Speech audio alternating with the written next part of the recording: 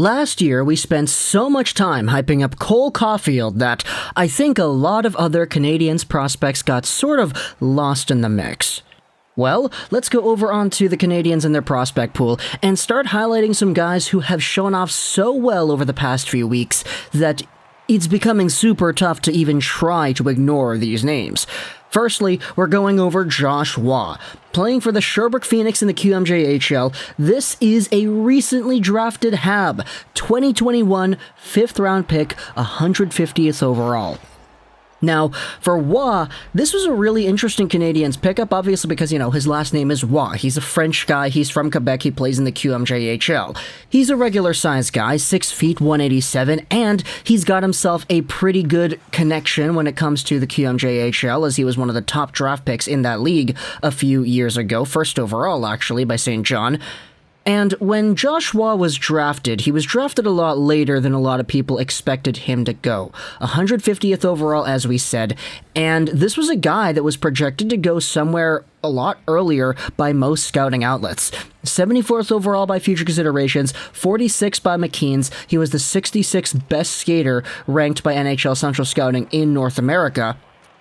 But he slipped all the way to 150. Why was that? Well, even though the first overall QMJHL player was pretty okay in the QMJHL last season, I mean, he was a point per game, and he had himself a point per game in the postseason. Here's a quote from Scott Wheeler that kind of highlights how he played back then. He does not play the evasive, puck-dominant style that I, Scott Wheeler of The Athletic, and so many others are drawn to, but there is real substance to his game, which I believe has several translatable pro qualities, not the least of which is his exemplary puck protection skill.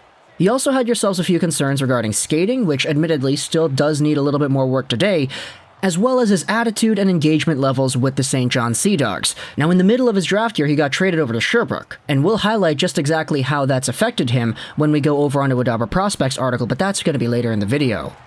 After the draft, though, Josh Waugh exploded, and now if you take a look at his QMJHL year in 21-22, he's got 73 points in 37 games. He's on pace for 131 points in 66 games. And if you take a look at all the other statistics as to how this compares to previous QMJHL years, here are a few stats I wanted to throw your way. Just for fun, Hattie K Scouting went out there and thought he would look at the best draft +1 QMJHL point per game rates of the past 20 years, so this is a list of players who had been drafted into the NHL and who went back to the Q the season after.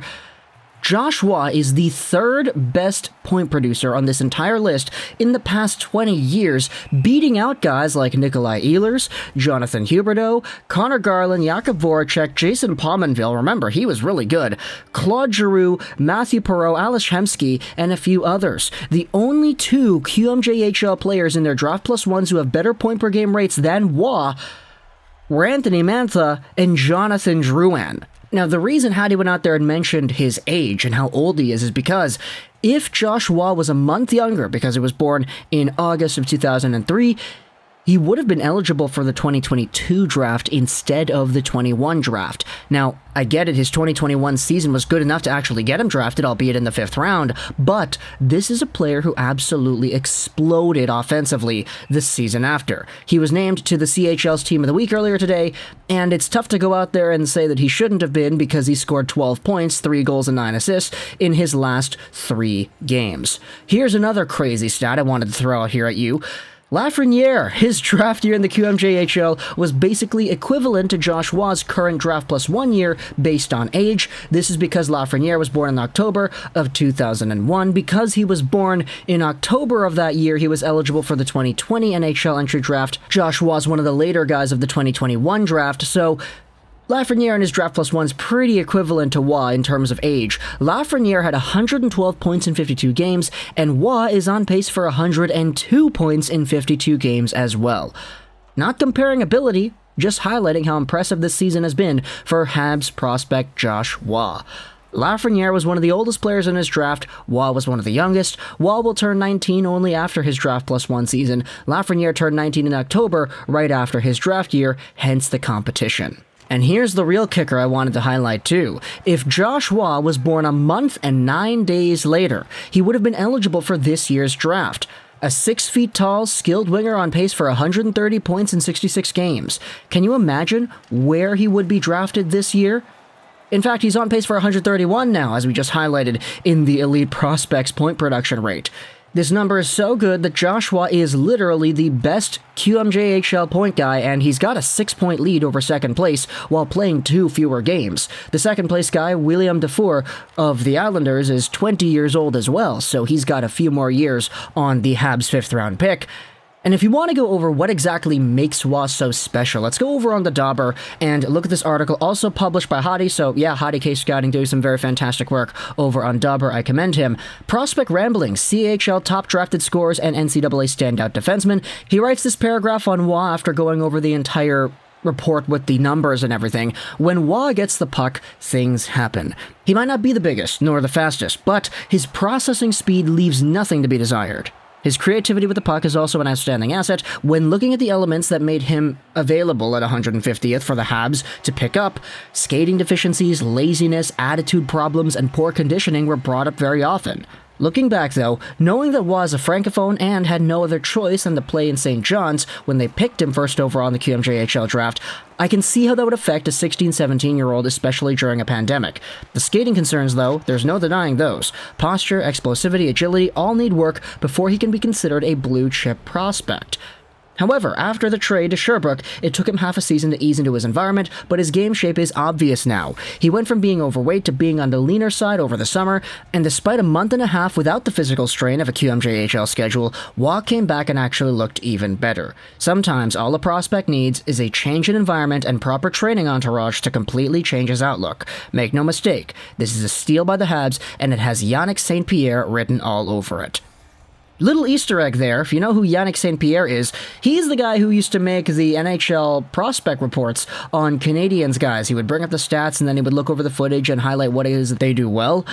He's working for the Habs now. Yeah, I'm pretty sure most of you remember Yannick St. Pierre and the videos he used to make, so very great to see him. You know, all the people in this community going out there and getting good job opportunities. It's awesome to see. Obviously, Grav working with Sportsnet, Yannick St. Pierre going out there with the Canadiens. But back to the topic at hand here, Josh Waugh has really just stabilized his game after getting traded over to the Phoenix, and this season he has shown off how he plays when he is truly comfortable and when he wants to play for his team. Not to disrespect St. John, but it just wasn't really a fit for Josh Waugh and the services he provided, which is what led to all those problems in the first place that a lot of people perceived. A lot of these things you gotta remember. Attitude, work ethic, laziness, these are all mental things. These are all dictated by what goes on between a player's ears and behind his eyes. So it's very apparent that everything that he has done this season in terms of being able to go out there and actually make a difference, having the substance in his game to set guys up and to snipe goals like he had been doing before, but it's so apparent that everything that he is doing offensively is a lot more potent than it had previously been. There's a lot more fun in the game when he's playing now, and it's good enough to set him at the top of the league in points.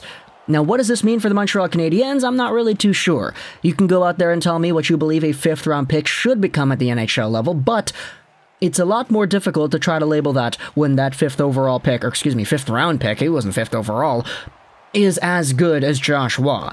As we have noted, the 18 turning 19-year-old years for Josh Waugh and Alexis Lafreniere are very similar. It's just Lafreniere being an early October birthday versus Waugh being a late August birthday put them in 2 separated years of draft classes, but their seasons so far are pretty similar. This is a guy who has gone out there and produced at a similar rate as Lafreniere did when he was draft eligible, based off of points per game and based off the fiscal workings of the NHL draft schedule and the eligibility for its prospects. So you can let me know in the comments all your thoughts about Josh Waugh and how you think this guy is going to progress as a Habs guy. Do you see this player becoming a top 6 option? Do you see him becoming a middle 6 option? Do you see him becoming anything at the Canadiens level that is akin to an Anthony Mantha or a Jonathan Drouin? Because those are the 2 guys in the past 20 years whose Draft plus 1 years have been better than Waugh. If you've seen any Sherbrooke Phoenix games this season, then please let me know in the comments all your thoughts about how he plays, who he's comparable to, and what your opinions are in general. I hope you enjoyed this video.